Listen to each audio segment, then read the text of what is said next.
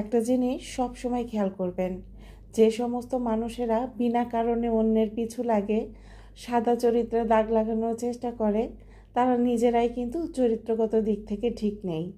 তারা নিজেরা ব্যক্তিগত কারণে কোনো না কোনোভাবে ভালো থাকে না। আমি খুব ভালো আছি এই অভিনয়টা কিন্তু তারা খুব সুন্দর মতো করতে পারে, কিন্তু অভিনয় কতক্ষণ করা যায় বলেন তো? আর এই অভিনেতা অভিনেত্রীদের বিভিন্ন রকম চরিত্র আছে। আপনার কাছে ভালো থাকার অভিনয়, আপনার কাছে ভালো সাজার অভিনয়, আপনাকে ভালো রাখার অভিনয়, এরকম বিভিন্ন রকম চরিত্র আছে। সাথে সাথে পাশে পাশে থেকেই তারপর সেই দাগ লাগানোর চেষ্টা। অভিনয়টা কিন্তু ঠিক ততক্ষণই দেখা যায় যতক্ষণ পর্যন্ত ক্যামেরা অন থাকে। ক্যামেরাটা বন্ধ হয়ে গেলে অভিনয়টাও শেষ হয়ে যায়। সব সময় চেষ্টা করবেন এই ধরনের মানুষ থেকে দূরে থাকার জন্য। আসসালামু আলাইকুম, welcome back to my channel my daily life and kitchen থেকে আমি শিশির নতুন একটা ব্লগ ভিডিওতে ওয়েলকাম করছি। আশা করছি সবাই ভালো আছেন, সুস্থ আছেন। আমরাও আলহামদুলিল্লাহ ভালো আছি।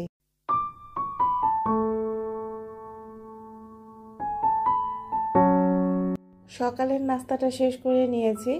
মেয়ের মধ্যে বলছে ড্রাগন ফল খাবে, তো সেটাই কেটে দিচ্ছি। তো এই যে ড্রাগন ফল, এটা আমার দেখতে ভালো লাগে, এটা আমার কাটতে ভালো লাগে, কাউকে কেটে দিতে ভালো লাগে, কিন্তু নিজের খেতে কেন যেন ভালো লাগে না। এটার টেস্টটাই আমার একেবারে পছন্দ না, কিন্তু অনেকেই আবার এই জিনিসটা খুব পছন্দ করে। ড্রাগন ফলের মধ্যে সামান্য একটু লবণ ছিটিয়ে দিলে সেই ফলটা খেতে ও বেশি পছন্দ করে, দেখাচ্ছে যে খুব মজা করে খেয়ে নেয়। আমি নিজেও দেখেছি এটা কোনো রকম লবণ চিনি ছাড়া খেতে যেমন লাগে, সামান্য একটু লবণ ছিটিয়ে দিলে খেতে এত বেস্বাদ লাগে না।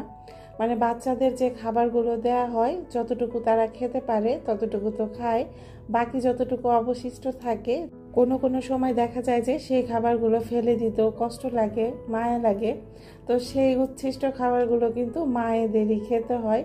আবার এটাও হয় মাঝে মাঝে অনেক সময় নিয়ে খাওয়াচ্ছি, একটা সময় ধৈর্যের বাঁধ ভেঙে যাচ্ছে, ওকে যে খাবারগুলো খাওয়াচ্ছিলাম সেখান থেকে নিজে খাওয়া শুরু করে দেই। এতে কিন্তু নিজের ক্ষুধাটা অনেক অংশেই নষ্ট হয়ে যায়। অনেক সময় নিয়ে খাবার নাড়াচাড়া করলে নিজের খাওয়ার রুচিটাই চলে যায়। তো এটা কিন্তু খাবারের একটা ভালো ইমব্যালেন্সড হয়। তো এই কারণেই কিন্তু বাচ্চার মায়েদের ওজনজনিত সমস্যা অনেক বেশি হয়। তো যাই হোক, এই যে আমার বাসার বর্তমান এই পরিস্থিতি, বালিশ কাঁথা থেকে শুরু করে হেন কোনো জিনিস নাই যেটা এখানে নাই। আপনার প্রয়োজনীয় সব জিনিসই এখানে আছে।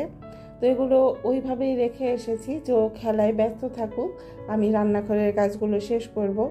মানুষ সিদ্ধান্ত নিতে দুইটা সময় ভুল করে, একটা হচ্ছে যখন সে অনেক বেশি তাড়াহুড়ার মধ্যে থাকে, আর আরেকটা হলো অন্য কেউ কোনো বুদ্ধি দিল বা সিদ্ধান্ত দিল, সেই বুদ্ধি বা সিদ্ধান্তটা নিজের বুদ্ধি দিয়ে যখন বিচার না করেই সেই সিদ্ধান্তটা সে নিয়ে ফেলে। একটা ভুল সিদ্ধান্ত কিন্তু সবসময়ই আফসোসের কারণ হয়ে দাঁড়ায়।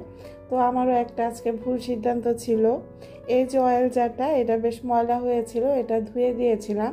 তো এটার মধ্যে যে ছাঁকনিটা আছে, এই ছাঁকনিটার মধ্যে আমি গত 2 দিন আগে ফ্রেঞ্চ ফ্রাই করেছিলাম আর কোনো একটা জিনিস ভাজাভাজি করেছিলাম, আমার এই মুহূর্তে মনে আসছে না। তো সেটা ছেঁকে আমি ঠিক এইভাবেই রেখে দিয়েছিলাম। তো এটার মধ্যে ওই যে অবশিষ্ট যে গুঁড়িগুলো থাকে তেলের মধ্যে জমে থাকা, সেগুলো কিন্তু জমেছিল। তো আসলে এটা আমার ক্লিন করার কথা মনে ছিল না, দেশের যে পরিবেশ পরিস্থিতি গেল, ধ্যান ধারণা সব ওই দিকেই ছিল, এটা এরকম ফেলে রেখেছিলাম।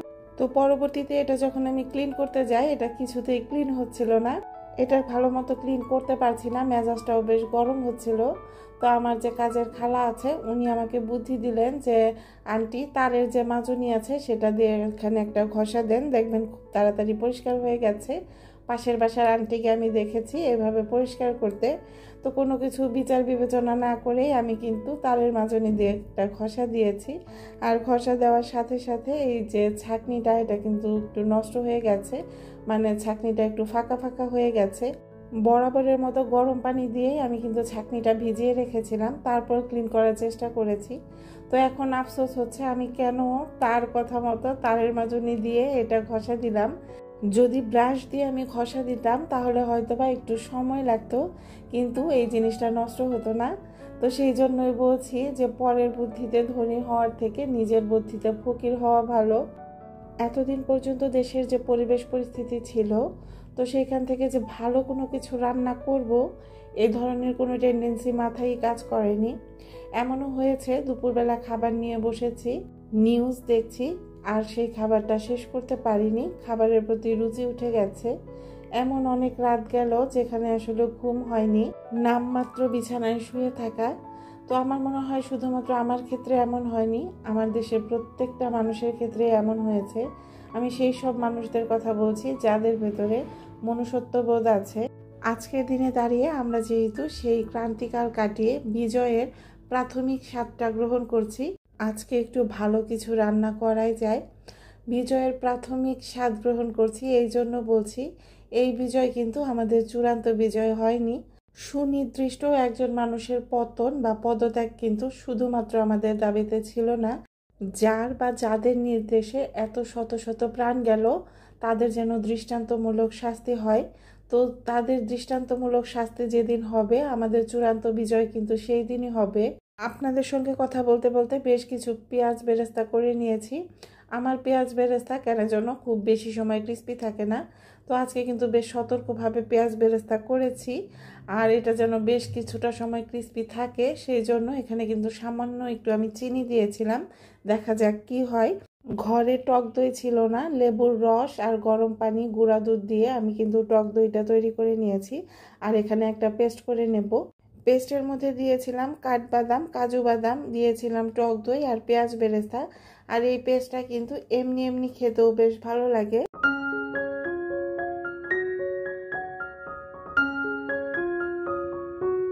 স্বাধীনতা অর্জনের থেকে রক্ষা করা কঠিন। শত শত প্রাণের বিনিময়ে আমরা কিন্তু নতুন করে স্বাধীনতা পেয়েছি, আর এই স্বাধীনতাটা রক্ষা করার দায়িত্ব কিন্তু আমাদের কাছেই। বিজয়ের উল্লাসের নামে কোনো রকম সহিংসতা আমাদের কারো কাম্য নয়। গণতান্ত্রিক একটা স্বাধীন দেশে সংখ্যালঘু নামক কোনো শব্দ থাকা উচিত না, আমার এটা ব্যক্তিগত মতামত। আমার মতে গণতান্ত্রিক একটা স্বাধীন দেশে আমরা সবাই মানুষ, এখানে কোনো সহিংসতা থাকবে না, এখানে কোনো সংখ্যালঘু থাকবে না। সংখ্যালঘু শব্দটা যতক্ষণ পর্যন্ত থাকবে ততক্ষণ পর্যন্ত কিন্তু আমরা হিন্দু, মুসলিম, বৌদ্ধ, খ্রিস্টান এই জাতিগুলোকে একত্রিত করতে পারবো না, একটা বিভেদ তৈরি হবে। আজকের যে সফল আন্দোলন, এই আন্দোলনে কিন্তু কোনো সংখ্যালঘু বলতে কোনো শব্দ ছিল না। সকল ধর্ম বর্ণ নির্বিশেষে সকল শ্রেণীর মানুষেরই স্বতন্ত্র উপস্থিতি ছিল। বিজয়টা আমাদের সবার, তাই আমাদের মনটাকে সাম্যবাদী করে তোলা উচিত, যেখানে জাতি, ধর্ম, বর্ণ কোনো রকম কোনো বিভেদ থাকবে না। আমরা যদি আমাদের মন মানসিকতাকে সাম্যবাদী করি, তবেই কিন্তু আমাদের নেক্সট যে জেনারেশন, তাদেরকে কিন্তু আমরা সাম্যবাদী করে গড়ে তুলতে পারবো। ভবিষ্যতে যদি আরও কোনো বাধা আসে, তাহলে আমাদের পরবর্তী প্রজন্মও কিন্তু এই প্রজন্মের মতোই রুখে দাঁড়াবে আর আমাদের একটা সুন্দর বাংলাদেশ উপহার দিবে। আমাদের প্রাক্তন প্রধানমন্ত্রী কিন্তু একটা ভালো কাজ করেছেন, মুক্তিযুদ্ধের চেতনায় আমাদের এই জেনারেশনকে বড় করেছেন। মুক্তিযুদ্ধের চেতনায় যে জেনারেশন বড় হয়েছে, সেই জেনারেশন অবশ্যই অন্যায় দেখলে চুপ থাকবে না, অন্যায় দেখলে রুখে দাঁড়াবে। যে ব্যক্তি জন্মের পর থেকে ঠেসে ঠেসে মুক্তিযুদ্ধের চেতনা এই প্রজন্মকে মাথায় গেঁথে দিয়েছে, তাকেও কিন্তু ছাড় দেওয়া হবে না, এটা তো আমরা দেখতেই পেলাম। বিজয় উল্লাসের নামে রাষ্ট্রীয় সম্পদগুলো অবশ্যই ধ্বংস করবেন না, এই জিনিসগুলো কিন্তু আমাদেরই। একটা সুন্দর বাংলাদেশ গড়ে তুলতে পরবর্তীতে এই জিনিসগুলো কিন্তু আমাদেরই লাগবে। আমরা অবশ্যই প্রতিহিংসা পরায়ণ হব না। নিজেরা যদি এখন প্রতিহিংসা পরায়ণ হয়ে পড়ি, তো যাদেরকে আমরা পরাজিত করেছি তারা কিন্তু সেই দূরে বসে আমাদের উপর হাসতে থাকবে, তো সেই সুযোগটা কিন্তু তাদের দেওয়া যাবে না। আপনাদের সঙ্গে অনেক অনেক গল্প করছি, সাথে কিন্তু রান্নাও করছি, আর খুব রিস্ক নিয়ে একটা বেগুন কেটে নিয়েছি। আজকে গরুর মাংসের কোরমা রান্না করছি, সাথে ভেবেছিলাম যে এখানে একটু ডিম রান্না করব। তো ডিম রান্না বাদ দিয়ে যখন ডিম ফ্রিজে আনতে গেছি, তখন দেখি ফ্রিজের একটা কর্নারে একটা বেগুন পড়ে আছে, তো ভাবলাম এটাই ভেজে নেই। তো এটা যখন আমি কাটছিলাম তখন মনে হচ্ছিল যে এটার ভিতরে যদি এখন পোকা থাকে তাহলে তো ভাজা যাবে না। তো আলহামদুলিল্লাহ বেগুনটা কিন্তু ভালো বের হয়েছে।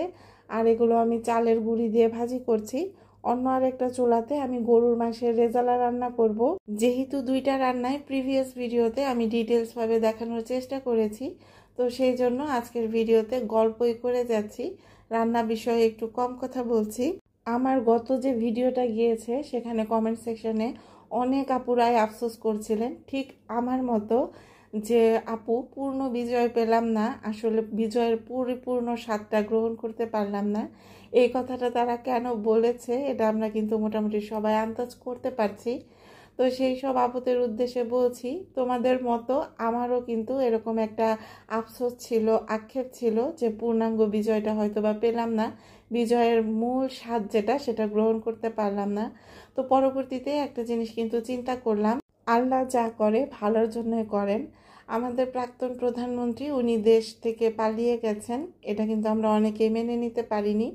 তো আসলে উনি যদি দেশেই থাকতেন, যদি গ্রেফতার হতেন, তাহলে কিন্তু দেশের ভেতরে আরও বেশি অরাজকতা তৈরি হতো, অনেক বেশি সহিংসতা হওয়ার একটা পসিবিলিটি থাকতো।